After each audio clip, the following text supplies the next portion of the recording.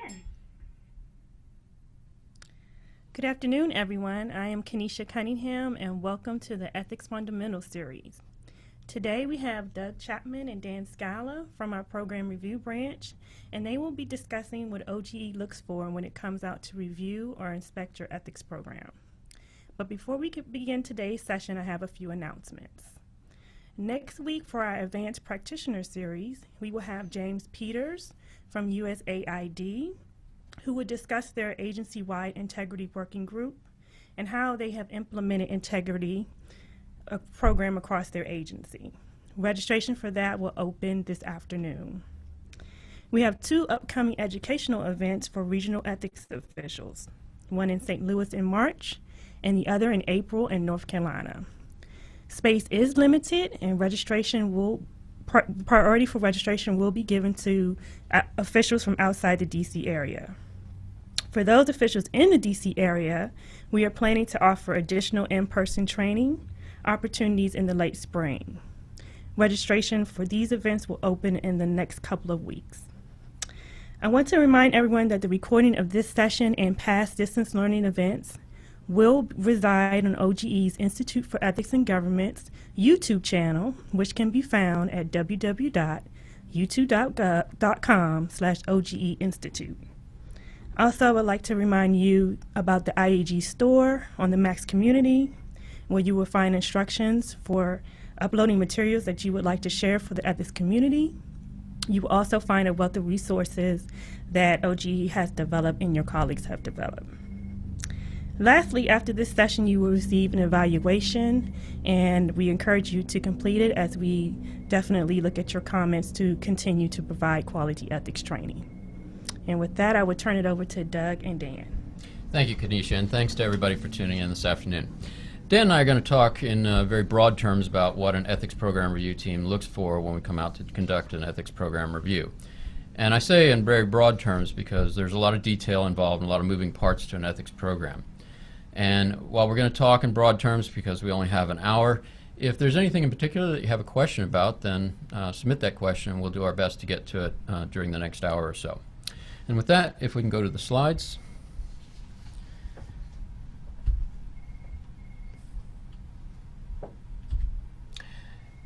Before we start talking about the discrete elements of an ethics program, I want to make sure that everybody understands that we have two ways of doing reviews. We have the plenary reviews and we have inspections.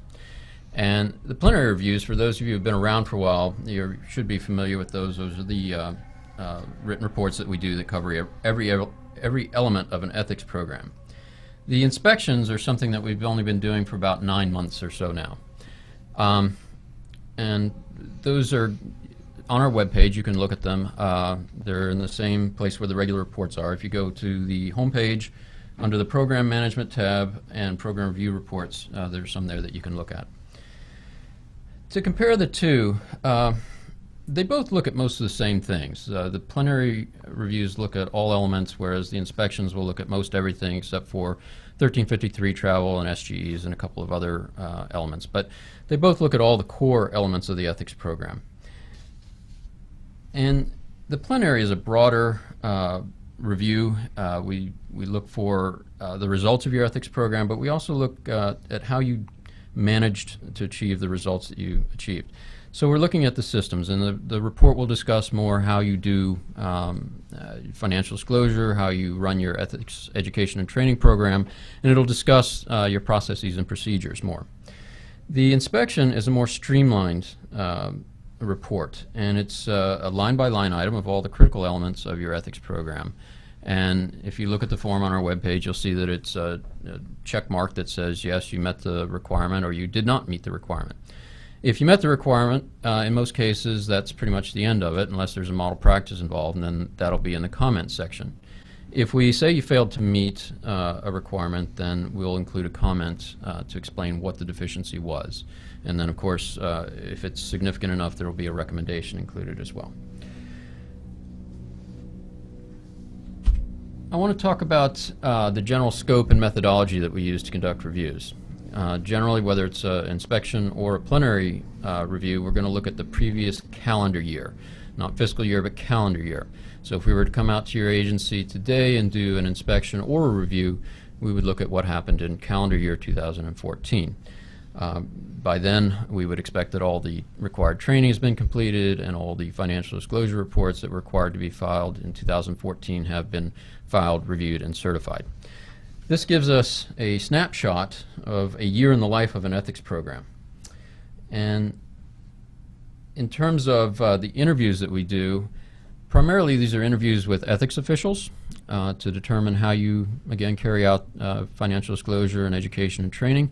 But we'll also talk to an agency's IG because they play an important role, particularly in the enforcement area. If an agency does not have an IG, we may look to see if they have another body like a Office of Professional Responsibility or something like that that serves the same purpose, and we'll interview those officials if they have any role in the ethics program. Then there are others. For instance, if you're a large agency, you almost certainly are going to have help from your HR office to identify new employees for initial ethics orientation and to keep track of people who are hired into financial disclosure report filing positions. So they have a role to play too, and we may, if we may decide to talk to them as well. In addition, there are technical and IT personnel. If you have an electronic system for tracking advice and counseling or financial disclosure, and you get assistance from your IT division, then we may need to talk to them as well. We may even decide if you have a decentralized financial disclosure program, for instance, to talk to some of the people who do the reviews of the financial disclosure reports to determine whether or not they've received training, how they go about doing their reviews, and so on. So, and we don't restrict ourselves to that pool of officials. If anybody else is involved in the ethics program that we need to talk to, then we'll do that as well. And generally, we consult with the ethics officials to set those interviews up, so we're not talking to anybody that you won't know about. Then, in terms of document sampling, before we come out to do either a plenary review or an inspection, we'll request a number of documents from you, training materials, your master list of public and confidential financial disclosure report filers, ethics training plans, written procedures for financial disclosure, and so on. And we'll send you that list when we notify you that we've decided to come out and do a review. In addition, when we come out to the agency, we'll request additional documents. We'll look at a sample of financial disclosure reports. We'll look at other things that we see. In talking to you, maybe you reference a letter that your agency head wrote to all staff, to the entire staff, talking about the importance of ethics and adherence to the standards of conduct. Anything like that, we'd probably ask to collect as well. So again, we'll look at the previous calendar year, we'll do a series of interviews, and we sample the documents. And again, this is a big picture of what we do. When we come out and do a program review, we are free to adjust our methodology as necessary, because our goal, again, is to determine whether or not your ethics program is in compliance with applicable statutes and standards. So if we need to do something outside of our regular scope to do that, then we'll do that as we need to, and we'll discuss that with you as it comes up. And now Dan is going to start talking about the individual parts of an ethics program, and I'll turn it over to him. All right. Thank you, Doug. First thing we're going to look at is your ethics program structure. We're going to look at where it's located within the agency, the accessibility of the structure to employees, and we're going to look at your program size. How large is it? How small is it? Does it look like it's appropriate to the agency? If there's anything interesting you do with how you maneuver the elements of your program, then we'd like to report on that. We'll look specifically for a compliance requirement, your ADAO and your DAO designation letters. Because this is the agency head's program, overall, leadership support is critical to the ethics program. So we'd like to know what your agency leadership does for the ethics program. How does your senior leadership communicate ethics to the rest of your agency or your department? Do they use formal memos? Are there any informal emails that go out to the agency? Has your leadership put together any videos promoting the ethics program or appeared at ethics training or made opening remarks at training? Also, we'll look at program controls broadly, the formal and informal processes and procedures you use to maintain your program. Do you have any automated program functions, tracking systems, databases, spreadsheets? How do you handle notification of new employees that they have to file? How do you integrate your ethics program with other offices? How do you integrate with HR for your new entrant and termination filers? How do you coordinate your initial ethics orientation?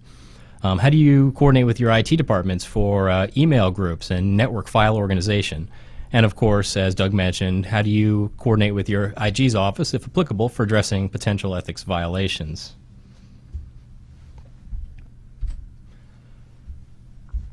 Financial disclosure is probably the primary mechanism we have for identifying and preventing potential conflicts of interest.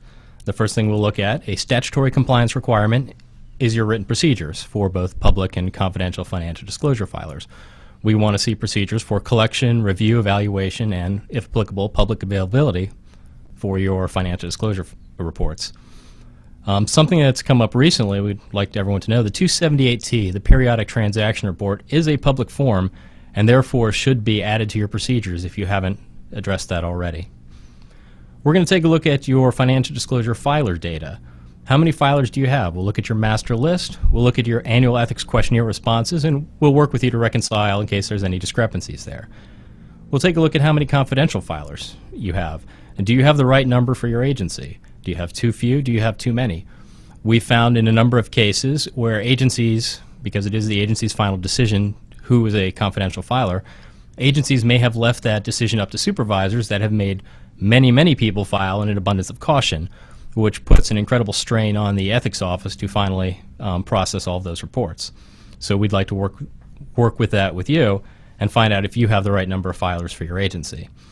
We'll take a look at your master list to make sure it's updated. We're going to take a sample of financial disclosures, and sometimes during that sample we'll find out, well, an annual filer had actually terminated but hadn't moved off the master list, or in some cases a annual filer actually should be a new entrant filer, or vice versa. Now, the number one problem area in financial disclosure that we run into when we're on program reviews is timeliness of filing. Are your filers filing their reports timely? In most cases, annual filing is usually okay. They're very clear, established deadlines. The vulnerability comes from your new entrant filers. There's a lot of moving parts that have to be gone through to get an employee onboarded, and yet there's 30 days from that employee entering the agency to file a financial disclosure.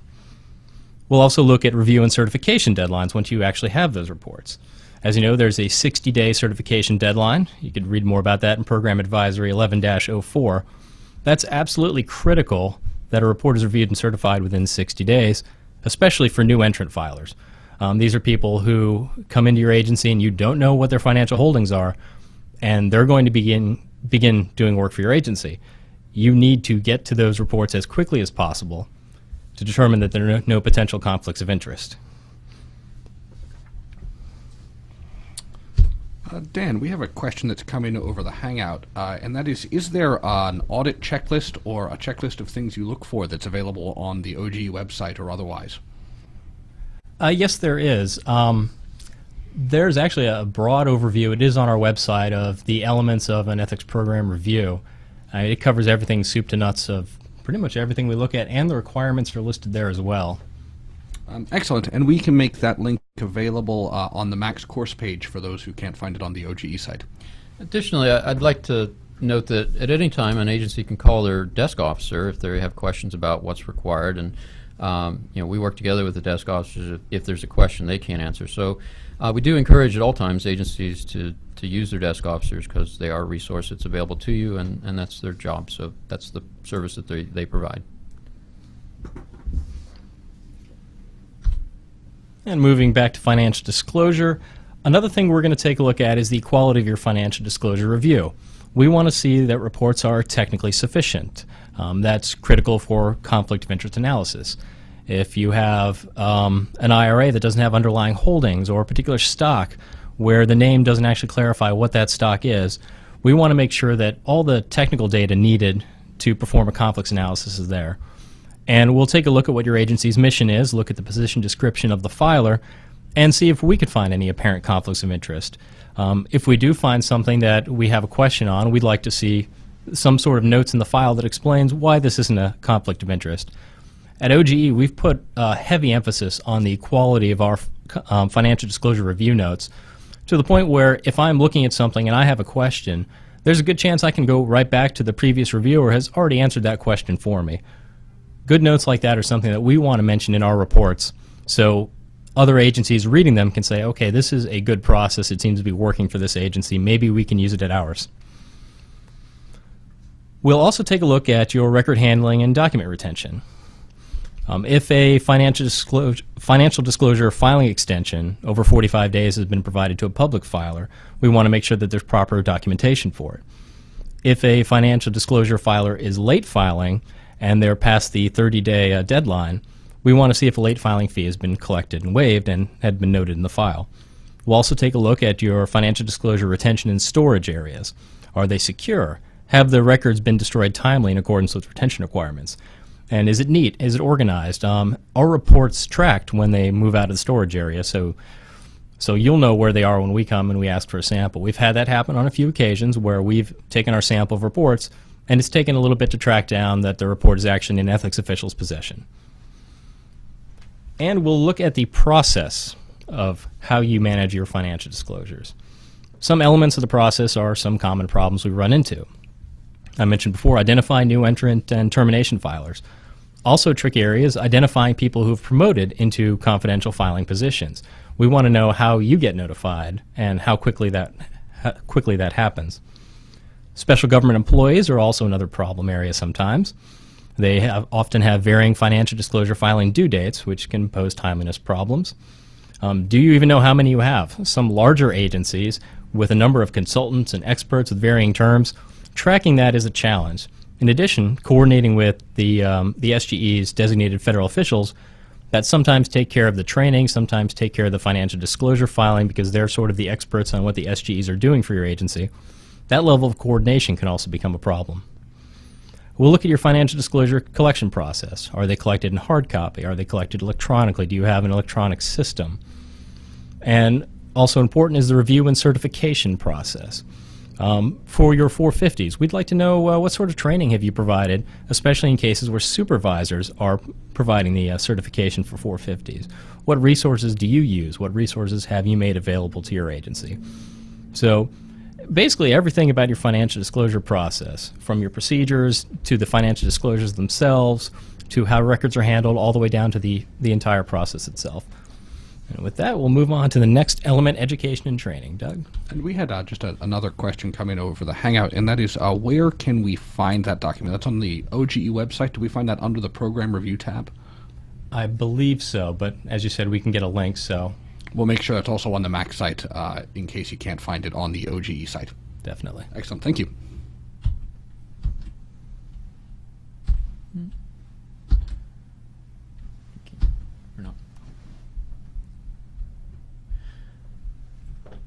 All right, and now we're going to talk about education and training. There are a number of elements here to consider. First of all is the annual training plan. Every agency is required to have an annual ethics training plan completed by the beginning of the calendar year, which we generally take to mean at the end of January. So when we come in, if we were to come in this year, we would be looking at the annual training plan that you developed for calendar year 2014. And that training plan is designed to clarify who you have to provide training to and provide a basis for a plan for you to identify how you're going to manage to train all the people who have to be trained.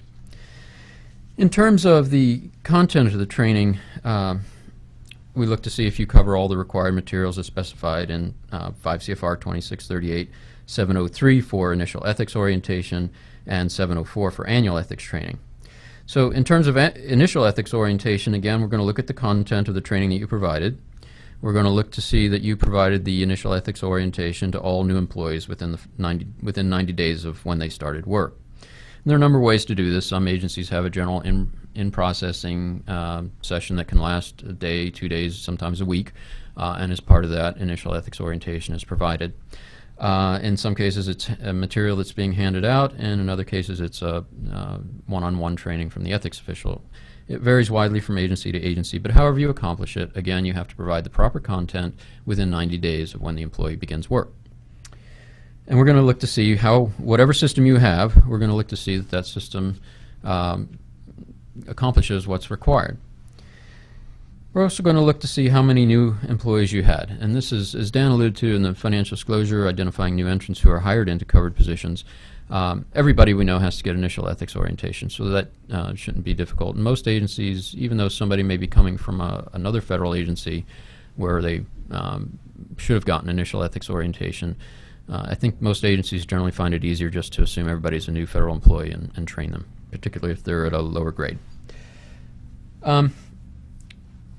But in terms of annual ethics training, it gets a little bit more difficult in some cases. Again, when we go to that annual ethics training, we're going to look to see that the content of the training meets the applicable requirements. And again, that's at 5 CFR 2638-704. Beyond that, we're going to look to see that everybody that was required to receive training received the training. And generally, people think of this as being public and confidential financial disclosure filers. But the agency, under regulations, can designate other people as being required to get ethics training. One thing we want to make sure you're aware of, and don't fall into this trap, is a lot of agencies invite everybody to go to annual ethics training, and certainly we think that's a good idea. But what you have to be careful about is if you have 200 financial disclosure report filers who are required to get training, and you have 300 people who showed up for training because other people who aren't required to go went to your training, that's fine, but you have to make sure that at least 200 of the people who did go are the filers, because it could be that you had 50 filers go and 250 non-filers go. So you have to have a way to sort that out, and we'll look to see that you can do that. We'll look to see, in general, how your process runs. As I talked about initial ethics orientation, whether you do it one-on-one or in a group setting, or you provide handouts, or you email handouts, or however you accomplish that. With annual training, the same thing. We'll look to see how do you notify covered employees that they're required to go to training and tell them where to show up. We'll look into see how is it delivered, because public filers have to get verbal training every year. And if that's a person standing up on a stage giving a lecture, that's fine.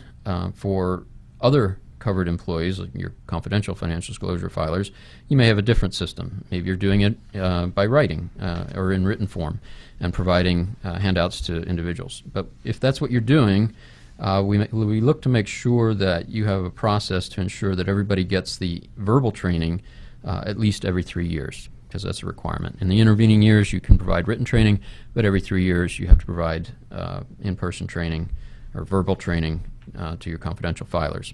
And verbal doesn't necessarily mean a human being standing on a stage talking to people. Under certain circumstances, you can do it by video means or computer-based means, but there are certain requirements for that as well. If you're doing it by computer-based means, it has to be interactive, and if you have questions about that, then you can call your desk officer and talk to them about what qualifies as verbal training if it's computer-based. We'll also look to see in both initial ethics orientation and annual ethics training how questions are addressed. Now, if training is provided live with a person standing on a stage and somebody in the audience has a question, it's pretty clear how those are addressed. But if you're doing it through written means or some other means, we need to make sure that employees have a way to get to you if they have questions, because as you I hope know, part of the content requirements for both initial ethics orientation and annual ethics training is you have to provide contact information for the ethics officials. The basis of education and training is not to turn people into ethics experts. It's really to sensitize them to the fact that there are rules about gifts, about conduct outside their government position, and so on. And so we want to make sure that they understand that if they get into a situation where they may be violating the standards or even a statute, that there's somebody that they can call and talk to and ask what's permissible and what's prohibited. So that's why providing the contact information for ethics officials is so important in annual ethics training. So again, we're going to look for your annual training plan, we're going to look for the content of the training that you provided, and we're going to make sure that everybody that was required to get trained received training. If we find that people didn't get training, we're going to require you to train them. So, and that means that if we come in and look at the previous calendar year, say we come in December and we know that you're not going to get everybody trained for that calendar year, you might have to do makeup training in the following year. That makeup training will not count as the training for the next calendar year. Okay, so you're not going to get a twofer out of this. I know some ethics officials would like to do that, but if somebody doesn't get training in one calendar year, they have to do makeup training in the following calendar year, and that does not, again, count as training for that calendar year. Now, advice and counseling is another vital component that goes along with education and training, because if your education and training program is successful, it should generate a lot of questions. And when we come out to look at your advice and counseling, we're going to ask for a sample of the counseling and advice that you provided. And when we look at that sample, we're going to look to see whether or not your advice was provided timely. Because if somebody wants to go to a widely attended gathering next week, and you don't answer their question until the following week, then there's an issue here. We look to see if the advice and counseling provided is clear and provides adequate detail. We want to make sure that the employee knows what you're telling them they can or can't do. And of course, we check to make sure that the advice and counseling that's rendered is accurate, consistent with applicable statutes and regulations. But then we look also at the process that you have for providing counseling. Most importantly, we're looking to see, how do employees know who to go to when they have a question? Because you can be the best and brightest ethics official with all the answers, but if nobody knows where you are or how to ask you their question, then it doesn't mean much. So we're looking to see how questions come in, and typically it's by phone, it's by walk-in, it's by emails. A lot of agencies have established a ethics at whatever agency email address, which we think is a good practice as long as employees know it's there. But however you get the question, we check to see how is it processed. Are all attorneys who are involved in ethics allowed to answer all the questions? Are some attorneys experts in certain areas and only they answer certain questions? Does the ethics staff get together and talk about different questions? If it's something very easy, we wouldn't expect that necessarily to happen. But if it's a complex question, I think in most programs that are most successful, those questions are discussed within the ethics staff, because two heads are better than one. And then we look to see, how is the advice memorialized, because there is a requirement that agencies commit to writing or document advice and counseling when appropriate. Now, I'll just be very honest with you and tell you that we don't define what when appropriate means. However, we have provided some advice, some guidance that suggests that, or rather directs that, advice and counseling should be documented when it deals with a senior official or a complex issue, and that just kind of makes sense.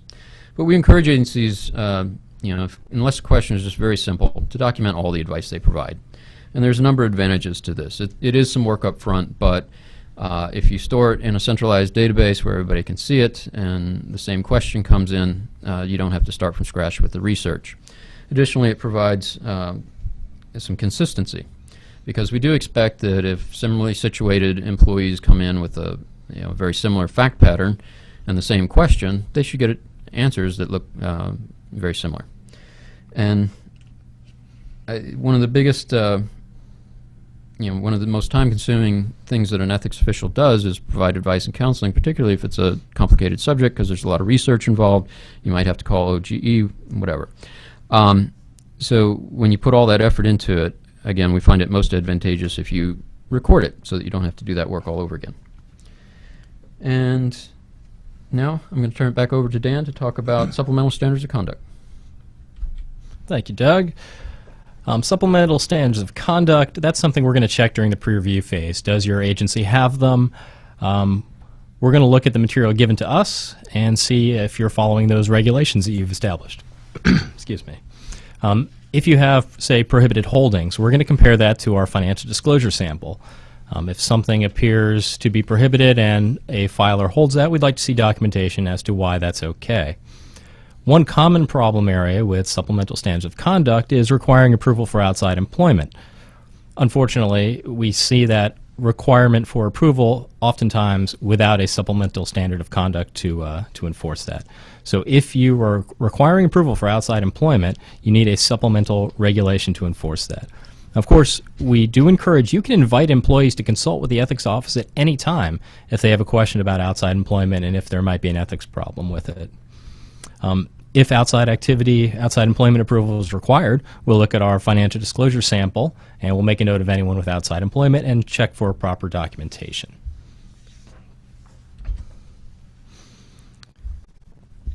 If there is a potential conflict, we look at conflict remedies as well. Primarily, we look at ethics agreements and waivers of 18 U.S.C. 208. For ethics agreement, most information is here at OGE. We'll perform a pre-review check to see what sort of data we have.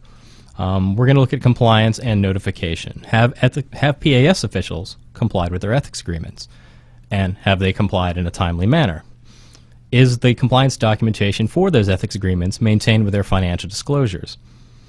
And after a PAS official is compliant, has the ethics office notified OGE in a timely manner? We'll look at the entire process of how you manage your ethics agreements. Who obtains compliance documentation, who tracks compliance due dates, makes reminders, who tracks receipt of compliance, how that's done, who's responsible for notifying OGE, and how does that compliance information finally reach them.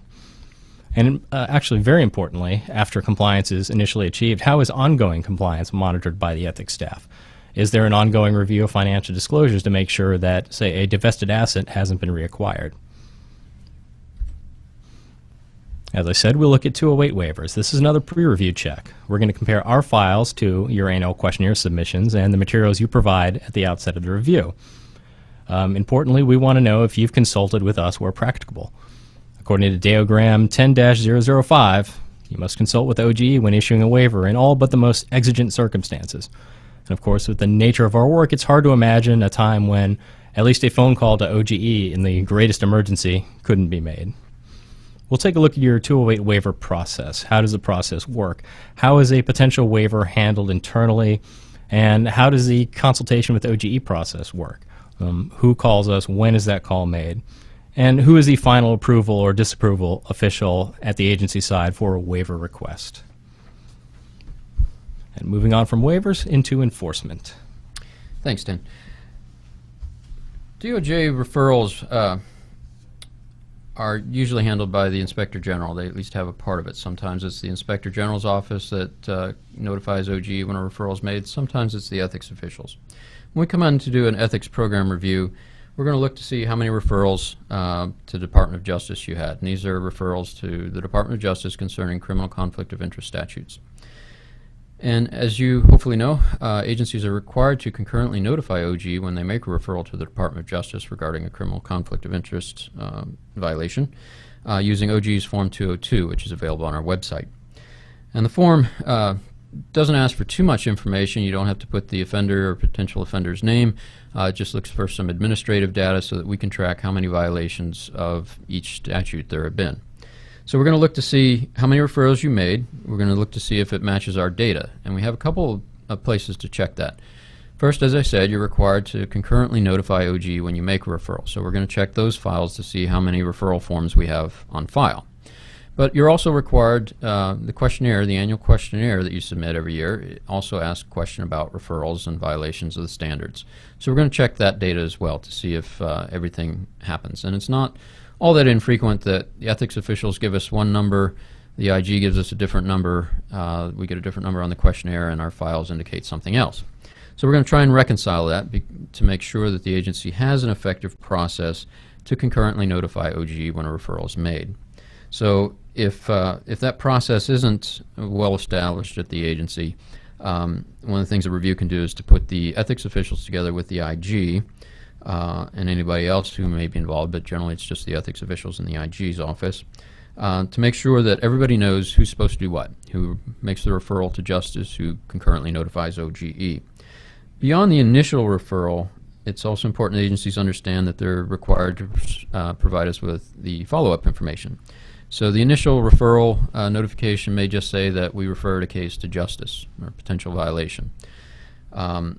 And it may take some time for that to get resolved, whether that resolution is the Department of Justice, U.S. Attorney's Office saying, no, we're not going to prosecute this, or yes, we are going to prosecute this, or we may prosecute this, but we need more information.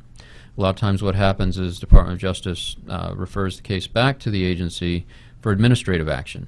In that event, we're going to look to see if the agency took administrative action, which can be anything from a reprimand to removal.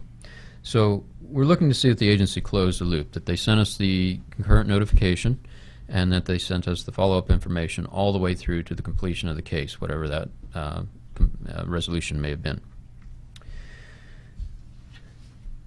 Now we'll move on to special government employees.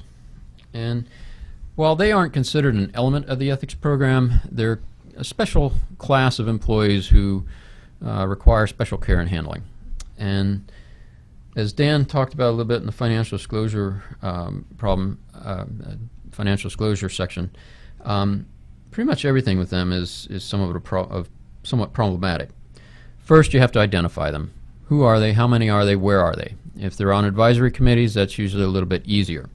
But a lot of times they're what we may be inappropriately call free radicals, and they're just someplace in the agency as individuals providing their advice and counseling on whatever their area of expertise may be.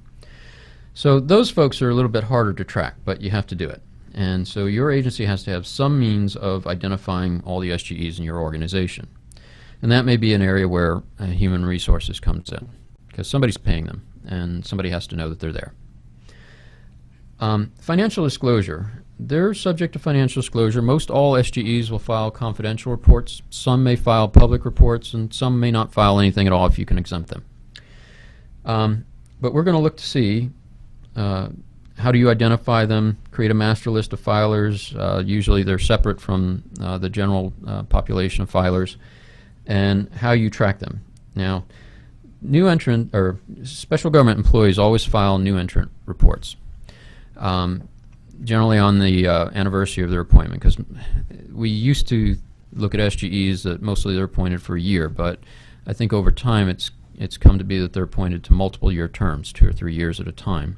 So even though they're always going to file new entrant reports and never annual reports, we look to see, has the agency established one administrative date for them all to file. So if you've got a committee of SGEs and they've all been appointed at different times, they're all going to file new entrant reports, but you may establish one date, usually before their first meeting of the year, for everybody to file a report, and that's permissible. We've provided guidance that explains that.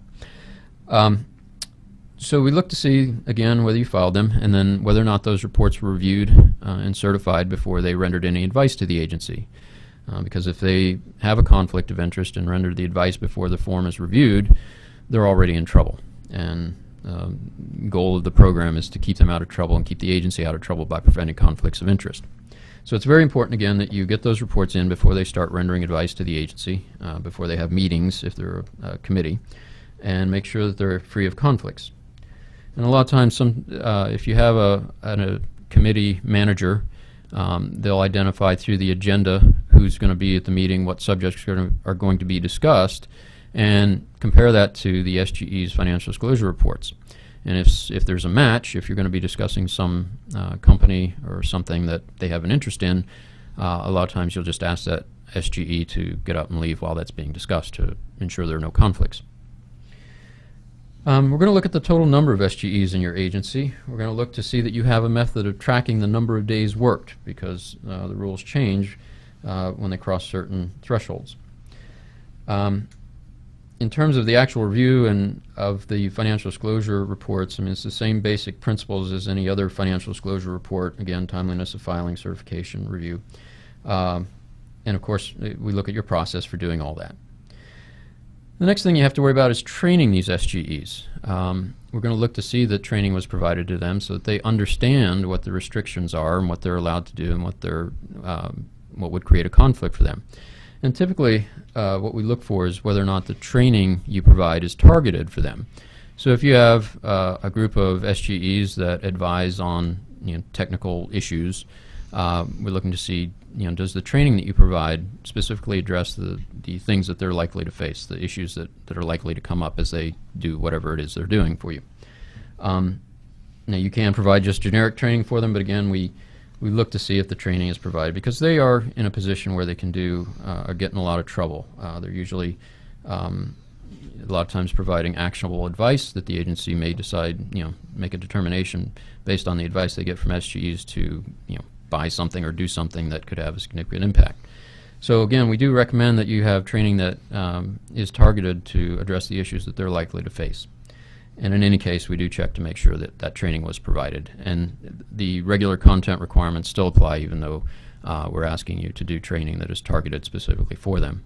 You still have to cover the statutes and the standards and all that. And with that, I'm going to turn it over to Dan again to talk about travel. Thank you, Doug. 31 USC 1353 travel is probably going to be the easiest element for your program to comply with. It is simply submitting those reports to OGE timely twice a year. So, of course, we'll do a pre-review check to see if we've received the reports for the previous calendar year. Were they submitted timely, even the negative reports where no travel is accepted. But we also want to ask about the process. Who collects the data on 1353 travel, and then who submits it to OGE? This could be a significant issue for a larger agency with a lot of components getting that information in timely. That gives us a chance to see how your process works, and if there's something that might not be running as smoothly as it could, maybe there's something that we've seen in our program reviews that might be able to help out with your process. A quick note on conflicts analysis for 1353 travel. Although the conflict analysis piece of 1353 travel is not an OGE regulation, we still want to learn about the process because conflict of interest prevention is right in our wheelhouse. And if there's a chance you have a model practice that we can put into our report and share with other agencies, then we definitely want to know about that. And that just about brings us full circle and covers the core of what an ethics program review team looks for during a program review. Remember that plenary reviews have significantly more depth. They look into the process behind each element in addition to compliance with each element. Inspections focus primarily on compliance. They give us a snapshot and will help us determine if there is a need for a plenary review at an agency. Going back to one of the earlier questions about finding sort of a checklist on what we review, I'd say one of the best ways, in addition to the document on our website, which we'll provide, is look at some of the program review documents, the plenary reviews, the follow-ups, and the inspections. You'll begin to see as you read through a plenary review that these are the elements that we looked at during the program administration section. This is the elements we looked at in financial disclosure. This is what was looked at in training. You'll see a consistency through there. With the inspection, it's a checklist, so you can actually walk through and see what elements are required for compliance. And you can see in cases where agencies might not have been compliant with an element or two in their ethics program, how we wrote that up, what the recommendation was, and very specific to the inspections, the agencies will actually tell us exactly what they're doing, or in some cases have already taken action on to correct that compliance deficiency. And I think at this point we'll open the floor to any questions we have, program reviews, inspections in general, maybe something specific about ethics program elements being reviewed, or anything else we might be able to answer on program reviews in general. Thank you. At this time, we will begin the question and answer session. To ask a question, please press *1 on your touch-tone phone. Please unmute your phone and record your first and last name clearly when prompted. To withdraw your question, please press *2. Once again, if you would like to ask a question, please press *1 and record your name. One moment, please, for our first question. And those folks who are participating in the Hangout, you can submit your question using the Q&A app on the right-hand side of the screen.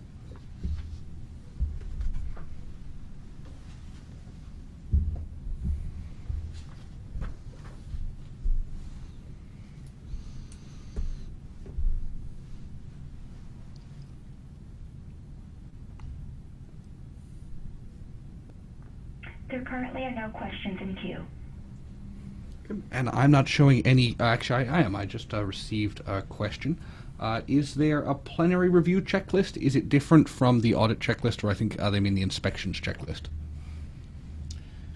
We have program review guidelines published on our website that would give you a pretty good idea. I can't navigate to that right here, but I'm sure we could provide that. Yeah, we'd be happy to provide a link to the program review guidelines.